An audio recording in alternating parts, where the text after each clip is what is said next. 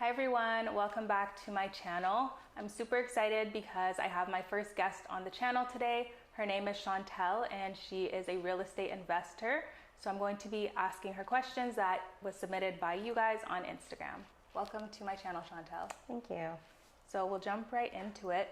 Can you share a little bit about your background and how you got started in real estate investing?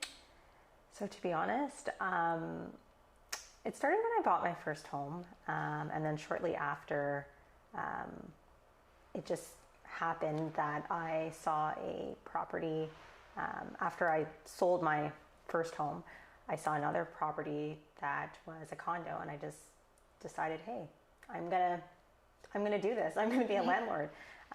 So from there, that's where I just kind of got started. Wow. Yeah. So what motivated you to become a landlord and what do you enjoy most about it? So what motivated me was being able to pass on generational wealth to my son. So from there, I think I've just really jumped into it and really enjoyed, looking at properties, managing them, and being able to help people from there. Yeah. Do you find anything is stressful about being a landlord? There's definitely can be some stresses when things go wrong, or there's repairs that need to be done. That can be really overwhelming. Just trying to figure out, manage who's going to come in and fix it, or if you have to replace your tenant for a short time, things like that. Also, there's always when you're a landlord, there's always what ifs, like things go wrong, or if your tenant destroys your property, or if your tenant doesn't pay rent. So there's always those stresses that come to mind. But so far it's been a pretty smooth journey, knock on wood. For me, I have really good tenants. So. Yeah, that's awesome. I do relate to that a little bit, even just for myself. So I own my own property now, and it's always hard figuring out who do I call when something goes wrong, and is it the plumber, is it the insurance, those kind of things. So I feel you on that. And what would you say are some of the business things to know as a landlord? So definitely having a good accountant to help you manage your receipts. So, you really have to be organized. So managing, repairs. So keeping those receipts, anything that you buy or purchase for the property, managing property taxes, making sure your property taxes are paid on time. And just overall, just making sure that the property is, being maintained, and that your tenants are happy, right? And so just building that rapport with them, that they can come to you if things go wrong, or if there's things that they're not happy about, then they're able to have that communication with you. That makes sense. And do you have to register your rental income as a business, or do you do it through your regular taxes? So everyone does things differently, and it depends on your situation. For me personally, I don't have mine registered, but I think it's the best thing to do is talk to your accountant. For me, I think for people who have multiple properties, it might be in their benefit, or if they own it with other investors, then they might want to look at that for them. For me personally, I haven't had to register mine. Okay. And what are some of the things that you can write off for your rental property at tax time? So there's actually a lot of tax savings. So you can write off your property taxes, any repairs that you do to the property, if you pay condo fees, also the interest on your mortgage is, that's nice. You can write that off. And depending on where your property is situated, sometimes you can write off your gas, you could claim your mileage, things like that. So it really just depends on what kind of property you have and certain expenses, and also so depending on how you acquired your property, if you pulled money off of your principal residence, you can also claim a portion of the interest as well on your income tax. Oh, wow. Yeah. And what would you say are some of the things that people should consider when they're looking for a property that they want to use as a rental? So definitely considering how much that property can go for per month. You don't want to be in the hole every month just to say that you have a property, right? Yeah. So it has to make sense for you, as well as financially. You have to consider that you should have a backup fund in case, God forbid, your tenant doesn't pay rent, that you can pay the rent and insurance and property taxes. As well as you want to buy something that is a good buy, right? You don't want to jump in. It's a big purchase, so you want to make sure that you're getting an inspection, making sure that the property is up to par, that you're not just gonna like purchase this and then a month later you're gonna end up having all these repairs to do. As well as considering, like, are you gonna manage it on your own, or are you gonna hire a property management company? So for me personally, I manage my own properties myself. And it's just easier. And if you only have one or two, it's easy to do, but it also depends on your situation, right? If you let's say live in Toronto and you bought a property in Ottawa, then you're probably going to want to have a property management company be in charge of things like that. But if you live close by, like my properties are in Ottawa, so definitely it's really easy for me to just run over if something were to go wrong. And that way I save that money instead of having to give that portion to a company. You can put that money in your pocket. So, yeah. And has there ever been a time that you had to deal with a more difficult tenant, and how did you handle it? To be honest, so far I have really, really great tenants. I haven't had that experience yet. I know other people have had that experience, and it can be very overwhelming. The best thing to do is there's a landlord and tenant board, so you can always reach out to them if you're struggling. There are resources, and there's definitely groups online, Facebook, that you can go on and ask advice to other real estate investors or landlords that are experiencing the same thing. That's nice. I've heard a lot of horror stories, so that's good that you haven't experienced any.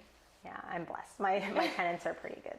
So going off of that topic, is there any specific things that you do when you're screening for potential tenants to make sure that they're a good fit? Yeah, definitely. So definitely you want to make sure that they have a good income to support the rent every month.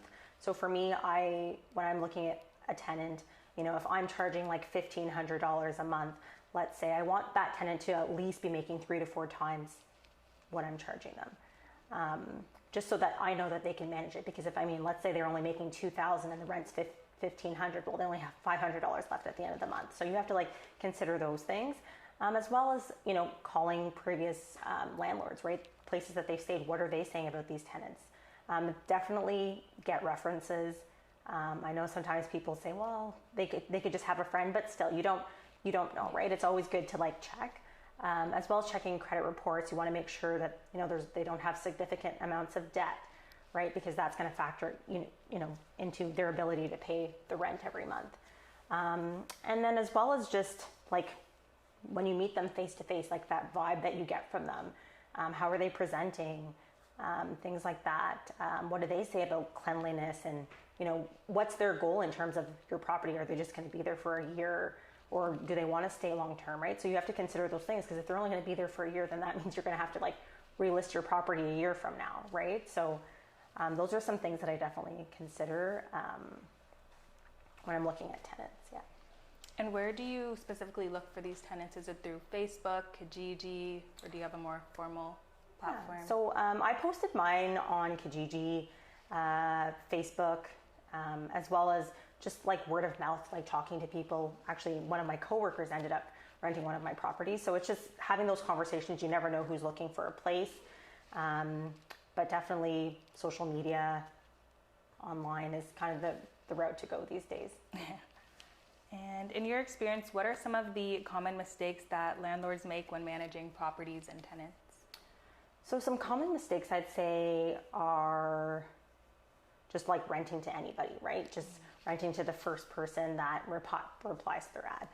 For me, I really took my time, did my research, creeping them on Facebook, they're saying that they don't smoke, but then you're online and seeing that they smoke, or they say they don't have a dog, and then there's a picture with them with a dog online. So, definitely checking back, checking everything, meeting with them, getting information, checking their credit scores, all those things.